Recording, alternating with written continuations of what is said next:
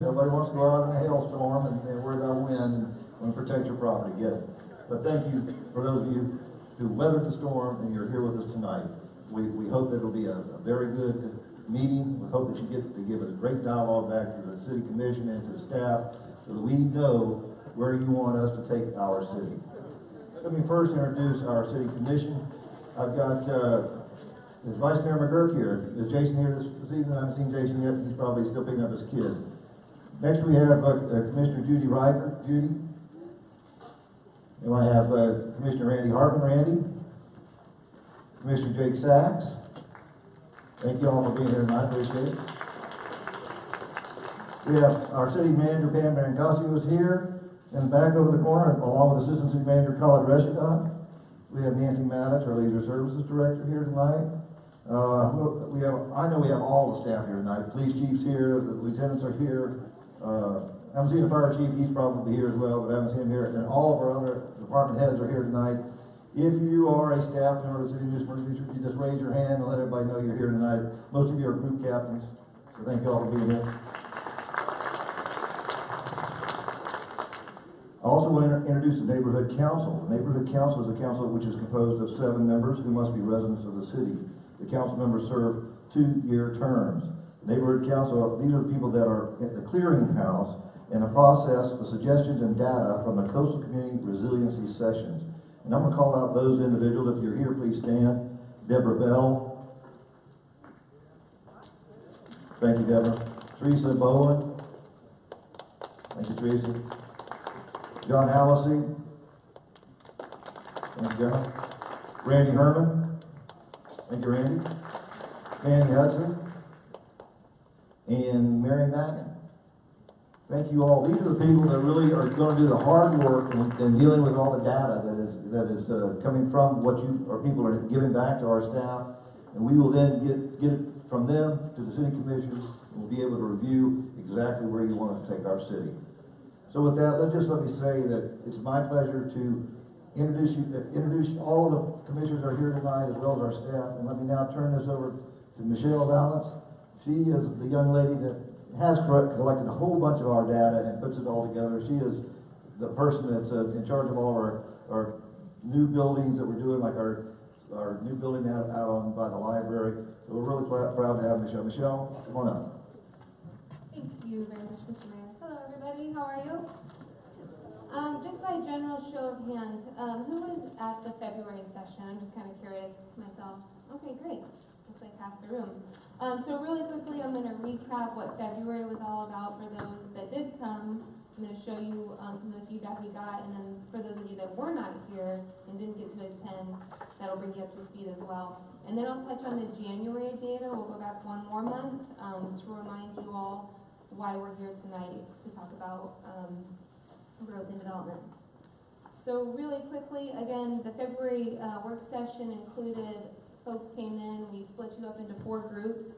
We talked about flooding, sea level rise, water quality, and cultural resources.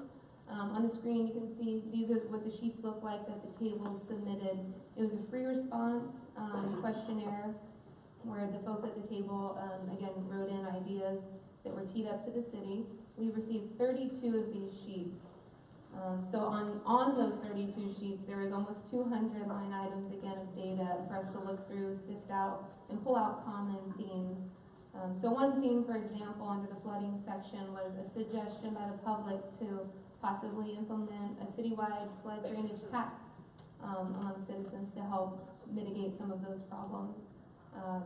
Under sea level rise, we saw a lot of comments about limiting the variances to the coastal construction setback line as a possible solution to help with the sea level rise. Under water quality, the big one here was a lot of comments on eliminating septic tanks in the city. And then lastly, again, cultural resources, that's all of our historic sites around town. A lot of suggestions about the city creating a reserve funding account for restoration of projects and keeping them as a priority, just like all the other assets in town. So that's February. Again, we have much more data to share, and we'll get that back all to our commission. But we just wanted to show you that that's what we've collected, and we're going to make it great. The January session, again, for those of you who already know this, we asked you 4 questions, again, a free response questionnaire. Lots of data, again, to look through, about 2,000 line items of data. These pie charts were produced after we did a bit of a word search through those line items. On the back of there's a printout on your table. There's about 3 per table. These pie charts are on there. I know some folks had a hard time seeing it last session. But what it's trying to show you, again, is for tonight, growth and development was the leading category amongst all of our CCR sessions. So tonight's our biggest night, we know that. We hope the next sessions, of course, bring such a turnout. But we know tonight's very important to everybody based on the feedback we got in January. Just to wrap it up again on how we got that data from January, we did a word search through all the responses and found the leading comment that was being repeated through the write-ups. For tonight, those 10 words are on your screen for you to look at. Number 1 is town. We saw that word, whether it was hometown, small town, town. An example of some of those write-ups about future are here on your screen. I'll just read a few of them. What does a successful future look like? Vibrant downtown core. Keep the small town feel, yet keep up with technology. A very green, charming beach town. A town that is safe to walk and bike around. A town that has trees and parks. Balanced growth for our town. And again, a small town atmosphere that fosters economic growth. So with that, I'll go ahead and turn it over to our city manager, and then we'll get into the agenda for tonight. Thank you.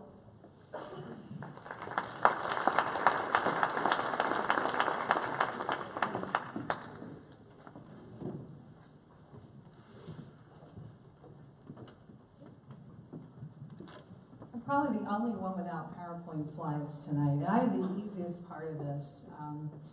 How many of you were here in 2009? Can I see a show of hands? Okay. Do any of you remember what Canal Street looked like?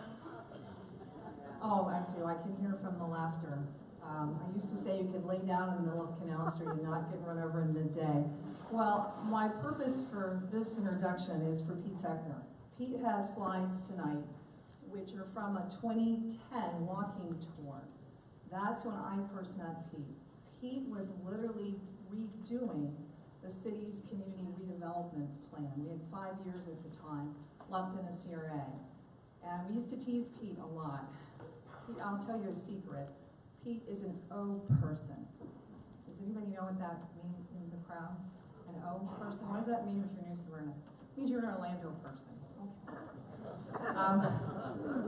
Now we used to tease him a lot when he would come over to the planning meetings in 2010 because he would talk constantly about how he would bring his kids over. I think I see Wade in the back. I don't think he was using Airbnb though, Wade. I think we were okay at the time. It was legitimate rentals.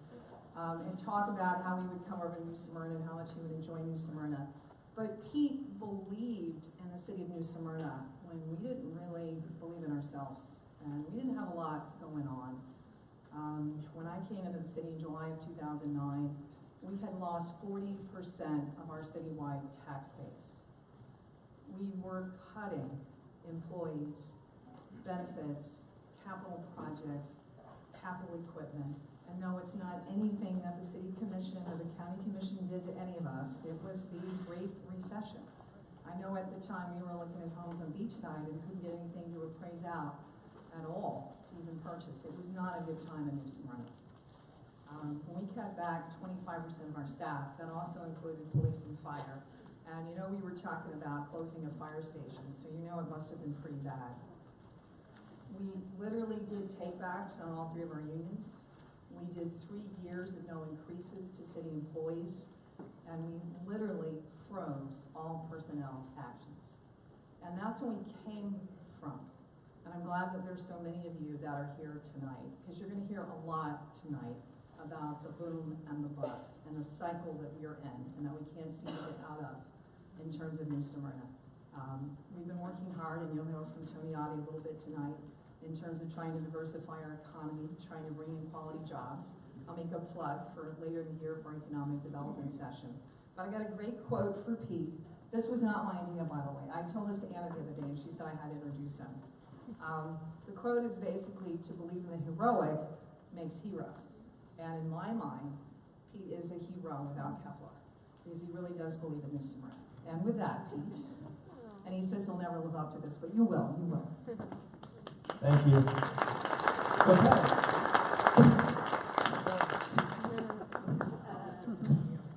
That was a very generous introduction. Thank you very much.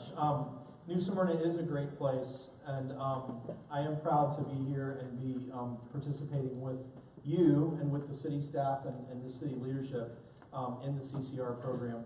I've got some folks on stage with me, and they're all going to speak tonight, and we're going to have a little bit of a panel discussion at the end.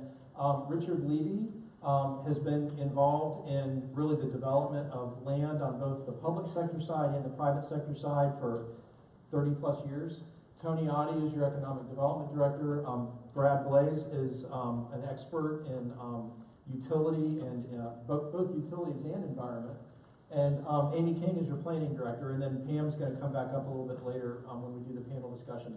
The way we're going to organize tonight is to talk just a little bit about some growth factors, and then you see that we have all these clickers on the table. We are going to do some audience polling. Don't start pressing them yet. But we have, it's a little hard to have a discussion in a concise amount of time with 350 people. So some of these sessions, as you know, are going to be slightly different formats, and we knew that this would be a big session.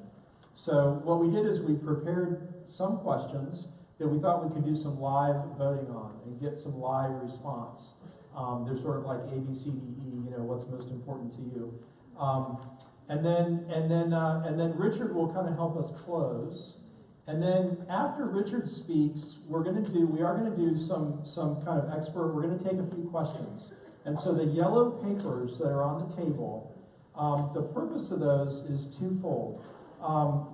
If you have a question that you'd like us to sample from tonight, obviously we can't answer every question tonight, but if you have a question and you can write it down, Lisa Tompkins, where'd Lisa go?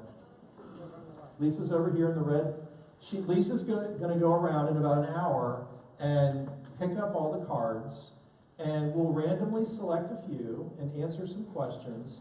But I will tell you that every card, Pam and the city staff has committed that every card that has a question will get answered.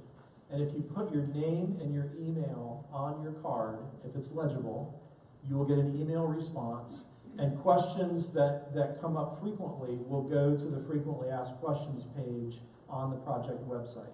So we realize there's many aspects to growth and development that people are concerned about, and the city has made a real commitment that within 30 days, every question that you have will get answered one way or the other. So with that, I want to kind of launch into maybe just some introductory thoughts kind of about New Smyrna, and I will tell you that I've actually got family staying right over there. And I am going to stay here for a day or so before I head back. I do love New Smyrna, and I will say that, you know, when you think about sort of the past and looking at the future, there is an aspect to all of this that we just have to recognize that New Smyrna a little bit is a victim of its own success. This is a wonderful place, and people want to be here. People want to live here. People want to invest in businesses here. People want to visit here. And I can tell you, as an Orlandoan, you know, I would say it's pretty common discussion in the city of Orlando that everybody's favorite backyard beach is New Smyrna. It's not that other town or that other town or that other town or that other town.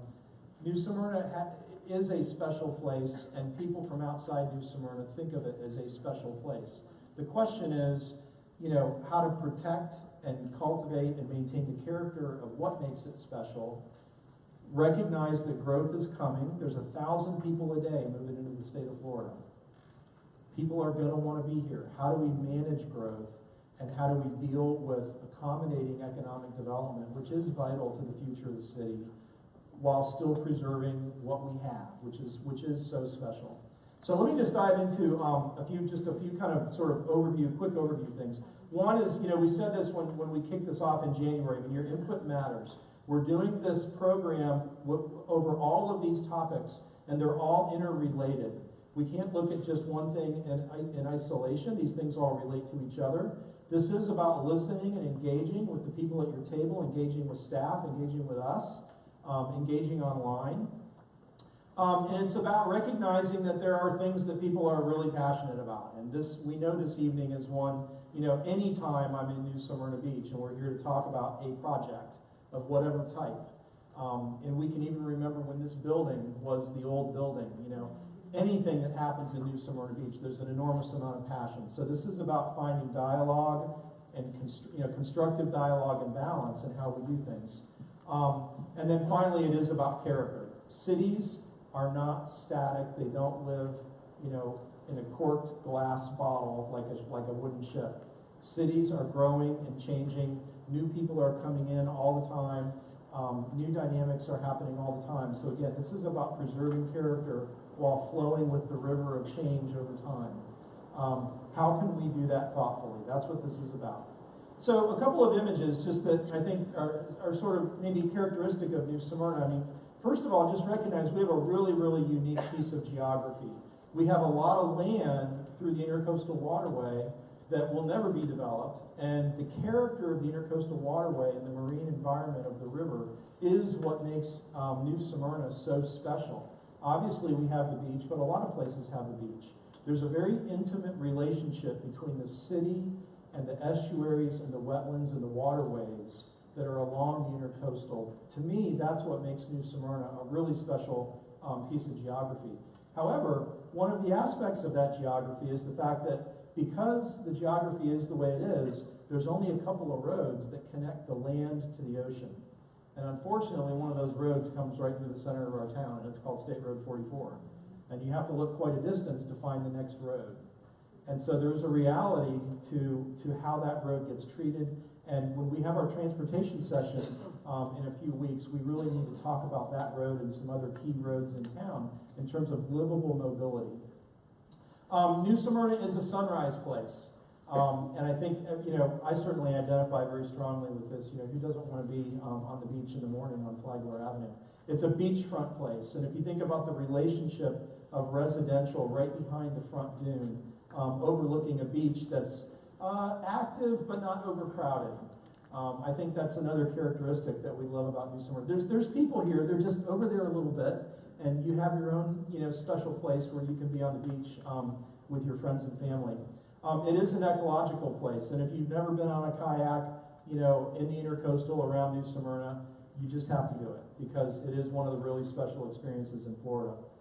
It's an authentic place. There's deep history here. There's a lively argument about which came first, New Smyrna or St. Augustine, and there's plenty of text that's been written on both sides. This is a historic place, and it has deep roots and deep cultural history. It's a residential place.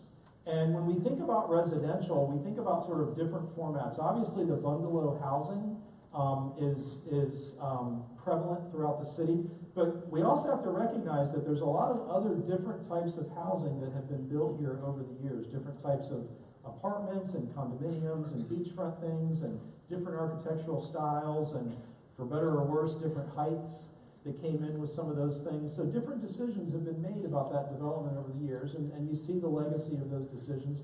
For the most part, we think we've made very good decisions in New Smyrna Beach. There's probably a couple buildings that, probably could have been done a little differently. But in general, there's a really good cross-section of residential choices here, and it does span the gamut of different ways to live and visit New Smyrna Beach. New Smyrna Beach is a Main Street place. It actually has two main streets, as you know, and they're active main streets. It's a place to relax. It's a place to live sort of the waterfront lifestyle, the boating lifestyle. And frankly, it's a place to gather, and I have to give props to the Night Swan Hotel. I took this right off their webpage. But, the Night Swan's a great place, and they hold these kind of events, and people want to come to places like the Night Swan and enjoy the riverfront and celebrate weddings or celebrate family gatherings. The fact of the matter is New Smyrna is an event place, and you don't make any bones about advertising it.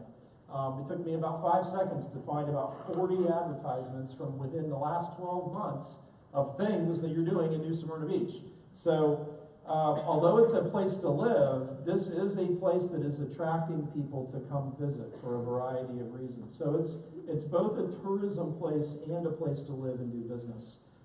So we just have to recognize that when you're this successful of an event place, It's going to bring people that want to visit. Now, good news, bad news. What I will tell you is a couple of weeks ago, I was in another beachfront city somewhere on the east coast of Florida. And, you know, their impacts from visitation are just very, very different from what we have here. And I think part of what we need to think about with New Smyrna Beach is scalability. We are talking about things that are real, and there are impacts here that we need to think about, but the decisions that New Smyrna Beach has made in the past has kept the scale of what happens in this community within a range that remains livable. And there are other communities that we can probably think of where some of those scalability issues have gotten outside of the box. And maybe they've turned into a different type of place, and that's what makes New Smyrna Beach different, because New Smyrna Beach did not become one of those other types of places.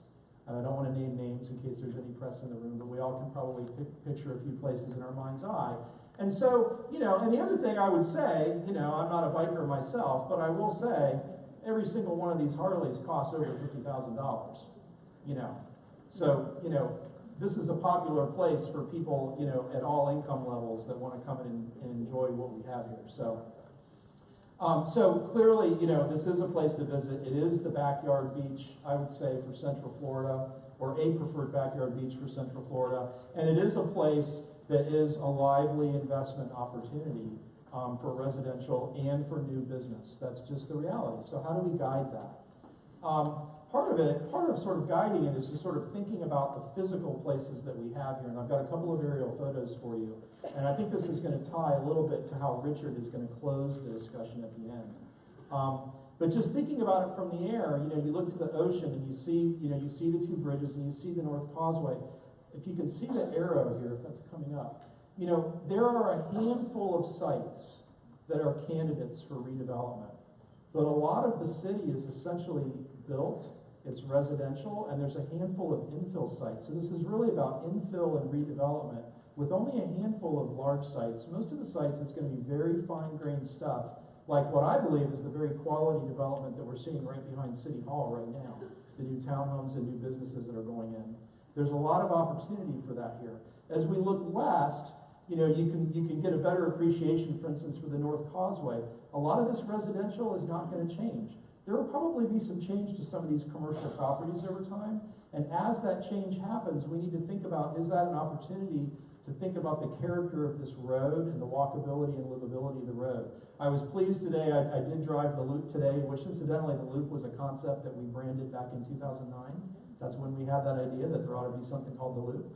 I was excited to see all the trees that have been planted on the causeway, so that was very good. As we continue to look west, though, what you start to see is not only the historic African-American neighborhood here, but you start to see the suburbanization to the back. You see golf, you see some suburban commercial here, and if you look in on that a little closer, this is where the Walmart is.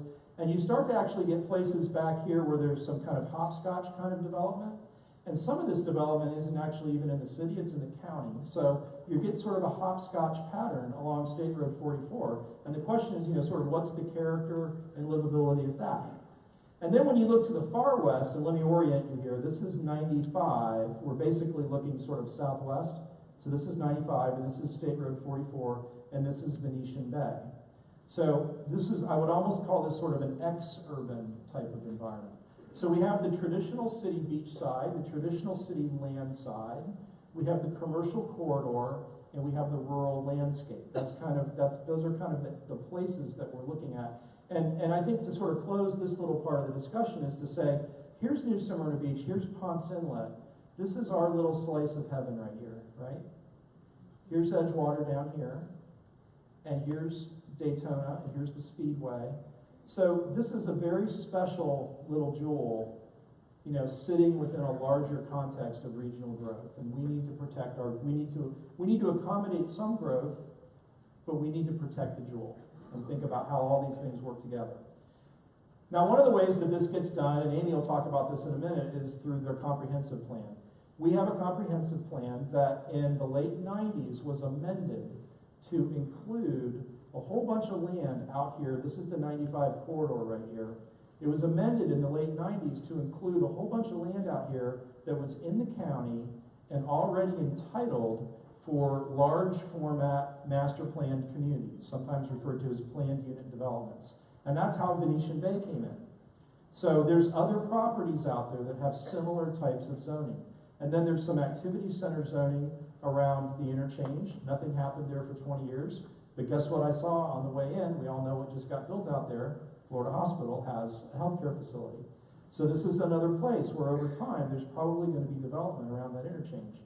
Then we have the corridor, and then we come into the traditional city.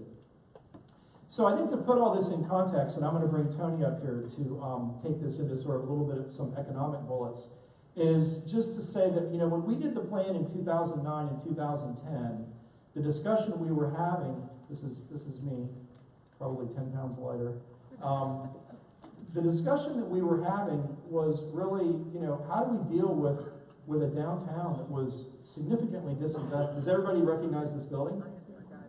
Does everybody know what's there now? This is the corkscrew, right?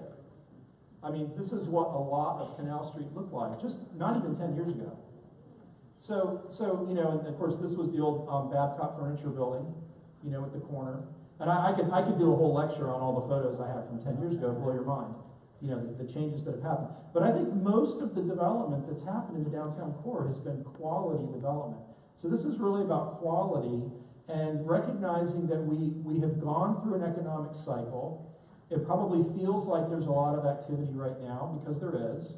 But we also recognize that there will be another economic cycle. And the folks that I talk to and listen to lecture nationally in the banking and real estate investment industry are already, you know, sort of looking for a probable slowdown in about 24 months. And there's a couple reasons why that's most likely to happen. It won't be like what we had last time, but it'll be a little bit of a slowdown. So the economy cycles, and we're in an upcycle right now, and then things will level off. So I think another thing to keep in mind is when we think about growth, we're not necessarily going to see 10,000 units get built in the next year and a half. That's not really what we're talking about. We're talking about long-range planning and long-range guidance. Things will happen a little bit at a time. So with that, I want to invite Tony Oddie to come up here and maybe give you just a few kind of facts and figures about sort of growth and economic development. Thank you, Pete. Yes, let's hear it for Pete. Well, good evening, everybody. Hello, is this on? Good evening, everybody. Thank you. This is New Smyrna Beach. Come on. Again, my name's Tony Oddie. I'm the Redevelopment and Economic Development Director for the city. And I want to thank each and every one of you for being here in threatening weather. Thank you for coming out. We really appreciate it.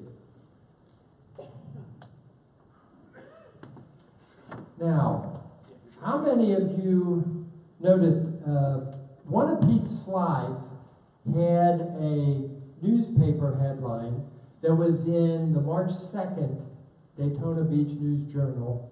And the headline said, and you couldn't really read it on the slide, it said, "Report, Volusia Flagler is nation's #4 top housing market." The message is, we live in a fast-growing county. I'm going to talk very briefly about 6 points of economic indicators: population trend, building permits, our business climate. And one of the indicators there is our millage rate, where do residents work, the unemployment rate, the presence of vacant or distressed commercial properties, which Pete also alluded to. Now, from 2010 to 2017, that's 8 years, there was population growth in the cities as listed here. The number 1 was DeLand with 21% growth. New Smyrna Beach was second with 15%. Orange City 12, Daytona Beach 8, Ormond Beach 7, the county as a whole about 6. The University of Florida Bureau of Economic and Business Research has great data that goes down to the city level, and a lot of cities turn to them for their data on for individual cities. For building permits, this is a list of the most building permits in 2017 by city, the top 5 cities. DeLand again with 413, New Smyrna Beach second, 357, Port Orange, Ormond Beach, and Deltona following behind. This data is available in the Q-Book section of the county's website, floridabusiness.org. One of the business climate indicators is the millage rates of various cities. DeBary has the lowest operating millage rates, and these are all operating millage rates. DeBary is kind of interesting because they contract out several of their services, including police and fire, but they're lowest at 2.9. We have 3.6, Ormond at 4.2, Port Orange and Daytona Beach Shores following. Now there's 7 cities in the county that have a voter-approved debt service millage.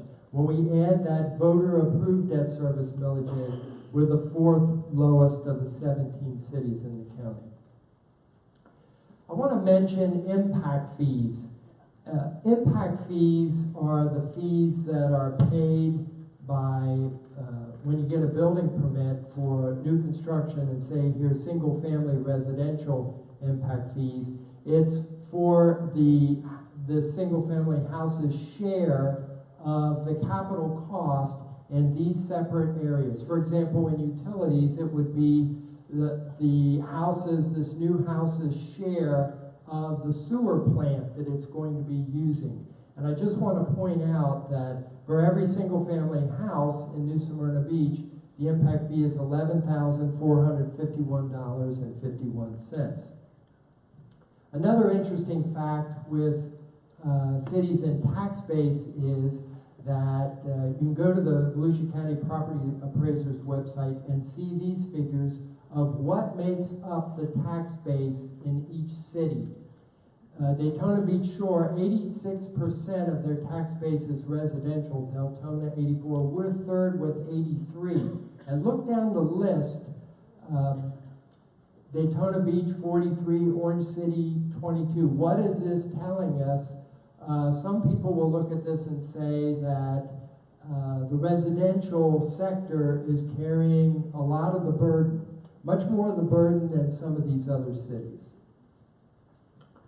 Now, what are our top industries by job? When you profile a community's economy, this is one of the things you look at. Where do people work? Our top 2 jobs are retail and accommodation and food services. And this is telling me that hospitality, which is a long-time key economic driver in the city, continues to be the key driver. We also have healthcare and social services. Why is that important? Because that tends to be higher wages. Retail and accommodation and food service do not tend to be higher wages. So we're looking for those jobs, looking to encourage and nurture those industries that provide higher wage jobs. The unemployment rate in Volusia County for the last quarter was 3.8, and that's excellent and a little bit affected by the holiday bump. I think the projection for this quarter is going to be just over 4%. And we also want to talk about distressed and vacant properties, as Pam and Pete have mentioned. The redevelopment success on Flagler Avenue and Canal Street. Canal Street had a 30% vacancy rate in the summer of 2011. And now we're enjoying the success of the revitalization efforts. And there's a number of property owners on those 2 streets that were, in my book, the heroes of the redevelopment, because they put their money, they were really visionaries, and they put their money into their properties when a lot of other people didn't see the vision. We now have a new community redevelopment agency, and it is focused on commercial redevelopment on US 1 and the redevelopment of the historic West Side neighborhood.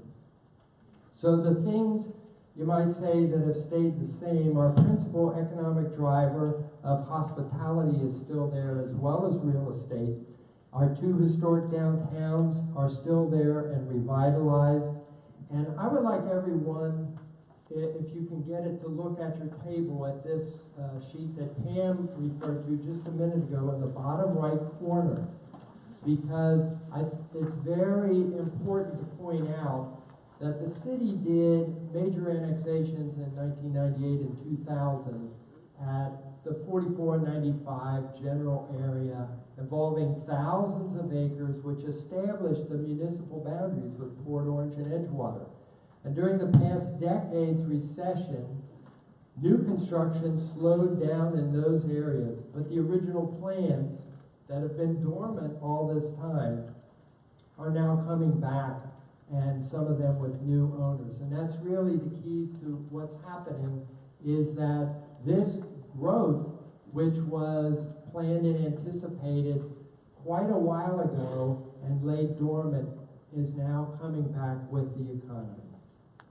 So that's a platform, and we'll now move on to our planning director, Amy King, who will talk about some processes in the comp plan that Pete alluded to. Amy? Thank you. Thank you, Tony. As Tony said, I'm Amy King. I'm the planning director for this great city of Smyrna Beach. I have a captive audience for a very wonky subject. And I have been taking names. I've been watching those of you that have been yawning. No, I'm kidding. We've had some great speakers. And this is going to be very brief because this is very wonky. But what I'm going to talk to you about is the comprehensive plan, which is a plan that all local governments in the state of Florida have to adopt. And we have to take a look at it every 10 years. We have to analyze it. We have to gather the data associated with it.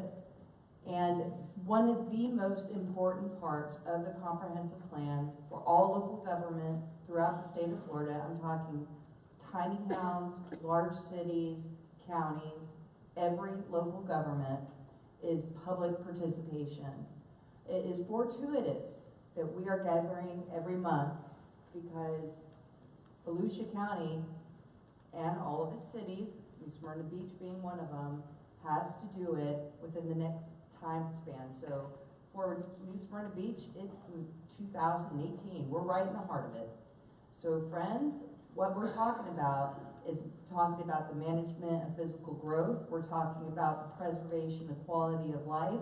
We're talking about the achievement of a common vision. We're talking about ensuring the adequate infrastructure and services. And I can tell you that as your planning director, I'm getting the emails, I'm hearing what you're talking about when we're talking about infrastructure, when we're talking about quality of life, when we're talking about water quality, all the things that our city manager and city commission have put together for this coastal community resiliency. This is what we're doing. We are talking and we're doing our public participation as we speak. So when Michelle got up at the very beginning of this meeting and said we're gathering the data, that's what we're doing. We're doing our data gathering now. We're analyzing it, and we're going to put it together in wonky terms, our DIA. And for those of us in the audience that are planners, raise your hand. Mark. And then there's some of us back here, and myself. This is what we do. We get very passionate about it, and it's almost physically hurting when we hear people say that we don't have a plan. Every local government in the state of Florida has to have a comprehensive plan.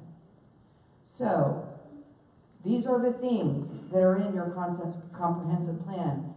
Every local government has it. In the city of New Smyrna Beach, we have these particular elements. I could read through them, but as you can see, these are the ones that the city of New Smyrna Beach has. In around 2011, the state government changed what is required and what isn't. These are the elements that the city of New Smyrna Beach chose to keep. They didn't have to. The city of New Smyrna Beach City Commission chose to keep these elements because they felt, and through the public participation process, felt this is what is truly important to the city of New Smyrna Beach. One of those is historic and archaeological preservation. Public schools, of course, was not one of those that was considered. Thank you. Oak pollen, it's getting in my head. Anyway, but there are certain elements here that were no longer required, but these are the ones that the city of New Smyrna Beach did decide to keep. These elements are still in our comprehensive plan that we are going to be, as we are tonight, going through the data. We're going to inventory that data, and we're going to analyze that data, again, as Michelle talked about when we first opened up. So, what are we trying to do? We're trying to create policies that will better reflect the needs of the community. We're trying to reflect on growth, trends, and challenges. We're trying to build on our community assets, which I think Peter showed some beautiful pictures of what our community assets are. I don't think any of those were any surprise to those of us that live here or near here. We all see them every day. That's what we want to keep. That's the charm that we have.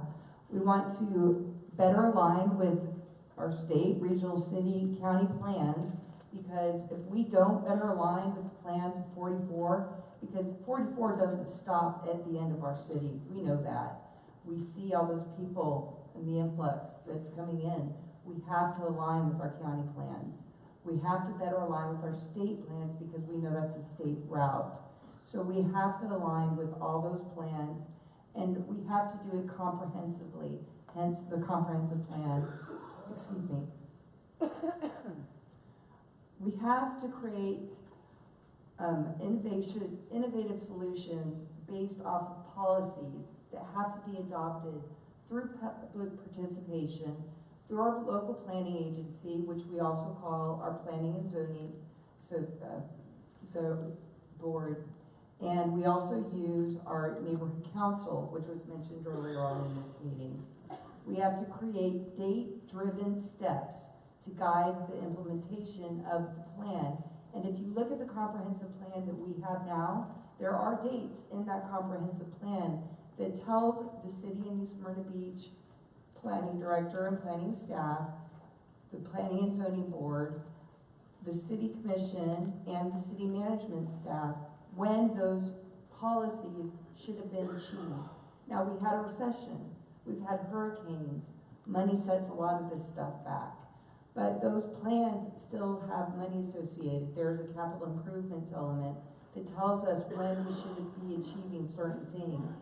But we have a plan that we, as a community, unitedly put together and that we are going to be doing this year. And we're going to go through all of those elements that you saw on an earlier slide. Those are the elements that we're going to all speak together as a community and work on. So what we're trying to do is create a simpler, more user-friendly, illustrative document so that we can all look at it together, we can understand it, and through the map that Pete showed you earlier that we call the future land use map. And it'll show us where those land uses will be, commercial, residential, multifamily, industrial, etc., and what kind of intensities and densities we're going to have as a community that we can get together and talk about. So, here's a simple illustration of how it's going to work. We have our advisory boards, your planning and zoning board, your neighborhood council, your historic preservation commission. The city commission has their work sessions. These are the two groups that we work through, or 4 or 5 groups, actually, but the city commission ultimately adopts it. The document and policy updating works through a process of these elements, which are like chapters of a book, but ultimately they culminate into the future and land use element and map, because that's the illustrative process that we want. We want to be able to see what all of these words and policies are going to come into. The city commission and planning board work sessions should be happening about 6 months into this year. So we're looking like it's September because we probably won't go through the formal adoption process until 2019. So when I say 2018, I'm not talking necessarily in the year 2018, I'm talking fiscal year 2018, 2019. And I am so sorry for my voice. My name again is Amy King. I am your planning director, and I will now turn it over to Brad Blaze. Thank you very much. Thank you. Good evening. Brad Blaze, Vice President Mead and Hunt. Thanks for having me here tonight, and prepare to see some graphs. So I am an engineer, been practicing in this area since 1988, so I've been here for a few years. We're fortunate enough to do a lot of planning for most of the communities in Volusia County. What I've got here before you, this is the population projections that we've done for the Utilities Commission's Utility Master Plan. This is a 2016 document. I think is probably completed at the end of 2016, beginning of 2017. And what you'll see here, I don't have a laser pointer, but I'll start this. You've got go back here. Okay, the red line here, the red line is the CUP projections, which is the consumptive use permitting projections. Those are somewhat overestimated. The next line down, you'll see the customer projections. So you'll see kind of a wavy line there. That wavy line represents actual customer counts up through 2015. The blue line is a composite projection, and then the lowest line is the TAS projections. The TAS projections are the, what I would call the Bureau of Economic Business and Research that Tony referenced earlier. Those projections are based on individual TAS by TAS areas. They're difficult to correlate exactly because they're city boundaries, and what we're looking at here is all of the utility boundaries from Port Orange to the north and Edgewater to the south. So you've got unincorporated areas, you have a lot of areas that are not necessarily reflected in this count. You also have tourist population, you have other seasonal populations. So what we end up doing is we try to average these numbers to try to see what is our best fit, what is a reasonable projection for what we're going to plan for water and sewer. So that blue line that you see there is our reasonable projection. If you can't see the numbers real clearly, 2020 puts you at about 58,359. So you'll see it's just under 60,000, and that is an equivalent population. So again, some of these projections that you'll see, it's a little more art than science. But these numbers, it's consistent. The manner in which we do this for New Smyrna, for the UC, it's consistent throughout the county, it's consistent throughout the state. So I think these numbers hold up pretty well, and you will see different, if you try to look backwards, there are variations, but again, they're projections. How do we correlate this? We correlate this to, and we use that data to get demand projections for water. We use that information to get flow projections for sewage. And then we determine what we need to do for production capacity for wells, what we need to do for treatment capacity of treatment plants, effluent disposal for sewage facilities, treatment at sewage facilities, etc. And then there's all of the infrastructure that goes with it. So you have the pump stations, you have the transmission mains, you have all of the different pieces and parts that need to come together. And so I've taken a very brief snapshot. There's a lot more graphs that I could show you, but I got about 5 minutes. So what we're seeing here is a composite of the blue line is an average water demand projection. That's the lowest line. Then you have a peak month demand projection. So obviously during the peak months, so typically the springtime, you have high irrigation numbers. You have a lot of different numbers. So you have about a 1.3, 1.4 peak factor that you apply to your average daily flow. And then you have your projected peak day, which is the highest. So any of our facilities that we design, typically anybody's going to have peak factors designed within the capacity. So for example, the 7.2 mg, that is a treatment number. That is not a production number as far as what the wells can produce. The wells that the UC can produce about 13.5 million gallons per day. However, the treatment capacity for the average day is 7.2. There is a peak factor on top of that that allows you to treat and produce and pump roughly 1.5 to 2.0 of that average day. So we're looking at the confluence of those numbers pretty far out there. I think that the critical number that you want to kind of look at is that projected peak month. In about 2025, We're probably looking into a position where we're needing to add capacity. There are plans in place to add treatment capacity. I think there's a big distinction there between treatment and production. Production is how much water can you pull out of the ground. Again, we have about 13 and a half of that. As far as treatment, there are various ways that we can treat water.